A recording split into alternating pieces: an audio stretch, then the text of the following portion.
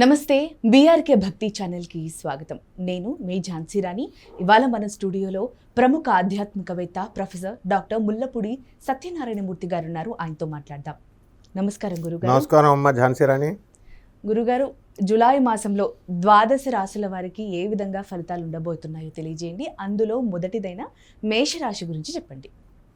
ఈ జూలై నెలలో మొట్టమొదటిగా గోచార రీత్యా మెయిన్ గ్రహాలు ఎక్కడున్నాయో మనం చూసుకున్నట్లయితే రాహు కుంభరాశిలో, ఆ తర్వాత కేతువు సింహరాశిలో, కుజుడు కూడా సింహరాశిలో, గురుడు మిథున రాశిలో, శని మీనరాశిలో, ఆ తర్వాత శుక్రుడు చక్కగా వృషభ రాశికి వస్తున్నాడు, బుధుడు కర్కాటక రాశి సంచారము, రవి మిథున రాశి సంచారం.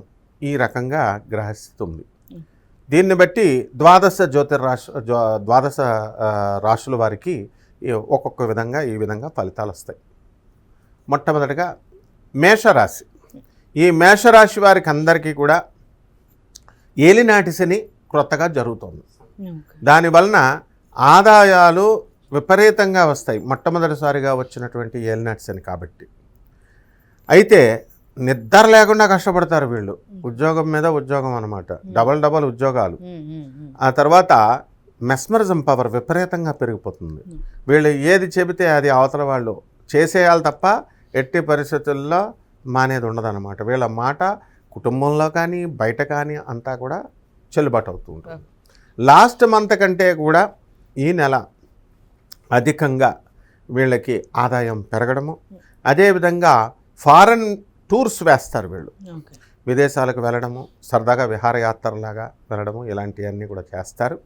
అండ్ నెక్స్ట్ వీళ్ళు ఎంత ధైర్యస్తులంటే, మొన్న మనకి ఇప్పుడు గౌహతి ఈశాన్య సైడు అస్సాం స్టేట్కి వెళ్ళి ఒక అమ్మాయి చంపేసింది వాళ్ళ భర్తని.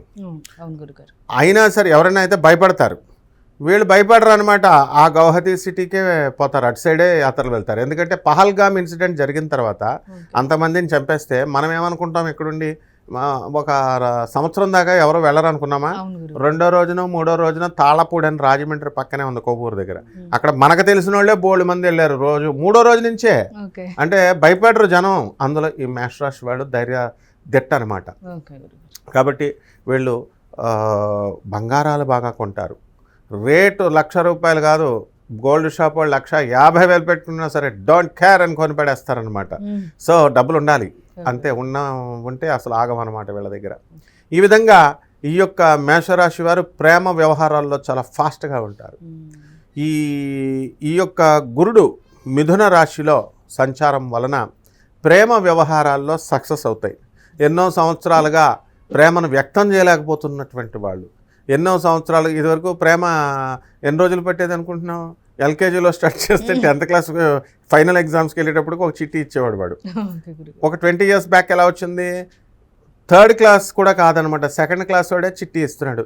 ఏమిట్రా అని టీచర్లు సస్పెండ్ చేయబోతుంటే, ఏమిట్రా ఇది అని అంటే, మా నాన్న నాకు ఇచ్చి చేస్తానన్నాడు, అందుకని నేను ముందే ఇచ్చేస్తున్నాను అన్నాడు. తప్పు లేదనమాట. కాబట్టి పేరెంట్స్ బ్రాటప్. కాబట్టి ఈ మేష రాశి వాళ్ళు ఇప్పుడు వీళ్ళు చాలా డేరింగ్గా ప్రేమ వ్యవహారాల్లో పెళ్ళిళ్ళు చేసుకోవడం అనేటటువంటిది జరుగుతుంది. అండ్ ఈ యొక్క రైతుల దగ్గరకు వచ్చేసరికి రైతులు కూడా బ్రహ్మాండంగా చేసినటువంటి అప్పులన్నీ కూడా తీర్చిపడేస్తారు. అసలు ఈ విచిత్రం ఏమిటంటే, మామూలు కాలంలో రైతు పాపం ఎవరు లవ్ చేసినా రైతులు లవ్ చేయరు. ఎందుకంటే ఎంతసేపు పాపం పొలం పొలం పొలం అని అర్ధరాత్రి పొలంకి వెళ్ళి చూడాలా, నీరు పెట్టాలా, ఇవన్నీ కూడా.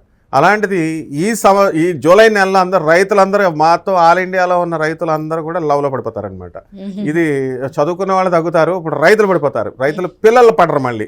సో ఇది రాహు యొక్క ఎఫెక్ట్ అనమాట. సో ఈ విధంగా ఏమండి మాకు ఉద్యోగం రావట్లేదండి అని ఒక బ్యాచ్ ఉంటుంది. ఈ దేశం నిండా అందరూ బతుకుతుంటే వీడు ఉద్యోగం రావట్లేదంటాడు, పక్కనే ఉంటుంది ఉద్యోగం ఎందుకు ఉండదు, ఎంతో కొంత జీతం అని దూరాలి. అలా కాకుండా వీళ్ళు ఏం చేస్తూ ఉంటారంటే, ఏదో ఎంటర్టైన్మెంట్ లాగా ఉంది రాశి ఫలాలు. బట్ మాకు వీళ్ళకి ఎలా చెప్పాలంటే, మనం అబ్బా మీరు కోటీశ్వరులు అయిపోతారు, అబ్బా మీరు దుప్పటి కప్పుకొని పడుకుంటే కోట్లు మీకు సూట్ కేసులో లక్ష్మీదేవి పట్టుకొచ్చేస్తుంది, అబ్బా ఎవడో చెప్పాడని లక్ష్మీదేవి పూజ పసుపు కుంకుమ వేసేస్తే నీకు కోట్లు వస్తాయని చెప్పాలా? అరే దుప్పటి లేచి పని చేయి, 10,000 ఇచ్చినా పర్వాలేదు, పక్కన పని చేయి అని మనం చెప్పామనుకో రుచించదనమాట. సో ఇలా ఉన్నటువంటి వాళ్ళందరూ కూడా ఇమ్మీడియట్గా ఉద్యోగాల్లో చేరిపోవాలా. ఈ విధంగా పట్టుకున్నదల్లా బంగారం లాగా ఈ యొక్క మేషరాశి వారికి ఉందమ్మా. గురుగారు, మరి మేషరాశి వారికి ఉద్యోగరీత్యా ఎలా ఉందో చెప్పారు, వ్యాపార రీత్యా ఎలా ఉండబోతుంది? వ్యాపారాలు మెస్మరైజింగ్ పవర్ అని చెప్పాను కదా. ఉప్పు కోసం వచ్చాడనుకో పప్పు అమ్ముతాడు, ఉప్పు లేదు పప్పు తీసుకో అంటాడు, అదే కౌంటర్ ఆయన టెక్నిక్. సో డెఫినెట్గా బిజినెస్లో ఎరగదీసేస్తారు. డిపార్ట్మెంటల్ స్టోర్స్, తర్వాత బట్టల వ్యాపారాలు, నీకు బట్టలు అంతా కూడా కన్సెషన్ ఇస్తామండి అంటారు కదా. మాకు చంద్ర బ్రదర్స్ మా ఫ్రెండ్లదే అనమాట, అది రాజమండ్రిలో. మేము చిన్నప్పుడు స్టూడెంట్స్గా కూర్చునే వాళ్ళం. కన్సెషన్ ఇచ్చేటప్పుడు పాత రేట్ బిల్స్ ఇలా తీసేస్తూ ఉంటారు. ఏంటిది అని నేను చూసేవాడిని. అంటే మా వాళ్ళు కరెక్ట్గా చేస్తారు చందన బ్రదర్స్, మిగతా బిజినెస్లు అన్నీ నాకు తెలుసు కాబట్టి తెలుసు. వాళ్ళు ఏంటంటే ఈ పాత బిల్ తీసేస్తారు. ఇప్పుడు రేటు 500 రూపాయలు అనుకో, దాని మీద 1000 రూపాయలు పెట్టేస్తారు, పెట్టేసి 500 కన్సెషన్ అంటారనమాట. అందుకన్నా ఏమి ప్రజలకి ఏం తక్కువ ఉండదు ఇప్పుడు. సో ఈ విధంగా వ్యాపారాలు కొత్త కొత్త టెక్నాలజీస్తో, కొత్త కొత్త టెక్నిక్స్తో ముందుకు దూసుకెళ్ళిపోతారనమాట. టీ స్టాల్ పెడితే ఎంత వస్తుంది? రోజుకు 3000 వస్తుంది. టీ స్టాల్ పెట్టరా భయ్ అని నేను చెప్పాను అనుకో, ఏంటయా నువ్వేం గురువి టీ స్టాల్ అని ఇలాంటి బిజినెస్ చెప్తున్నావు? సాఫ్ట్వేర్ కంపెనీ పెట్టు అని చెప్పాలి. వాడి జేబులో 10 రూపాయలు ఉండవు. సాఫ్ట్వేర్ కంపెనీలు పెడతారనమాట.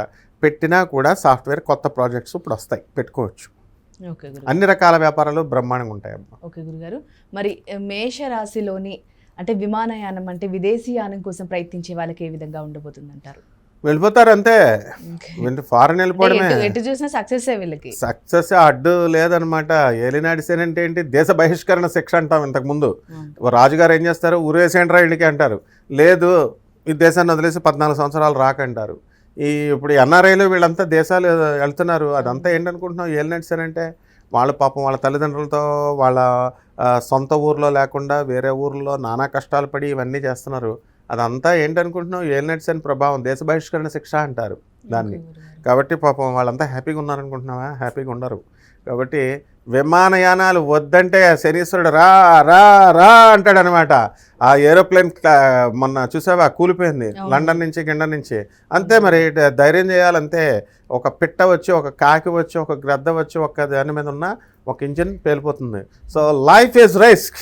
దీంట్లో ఆలోచిస్తూ ఆలోచిస్తూ ఆలోచిస్తూ కూర్చోరు. మేషరాశి వాళ్ళు అంటే dare and dashing, do or die, ఉంటే ఉంటాం పోతే పోతామని ఎక్కేస్తారంతే విమానాలు.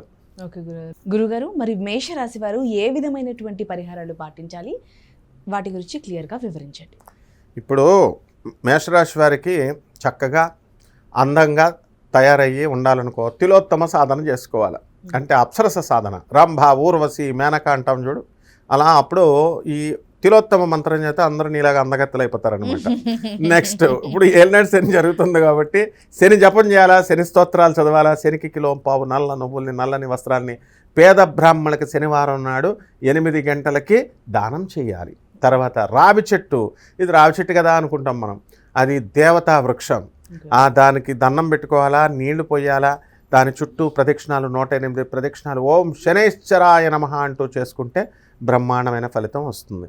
ఆ తర్వాత దశమహావిద్యల్లో ఒకటైనటువంటి మహాకాళి అమ్మవారి యొక్క హోమాన్ని ఇంట్లో వాళ్ళు జరిపించుకున్నట్లయితే బ్రహ్మాండంగా ఉంటుందమ్మ. ఓకే గురుగారు, మేషరాశికి సంబంధించి రాశి ఫలాలు చాలా చక్కగా వివరించారు గురుగారు. ధన్యవాదాలు. ధన్యవాదాలమ్మ.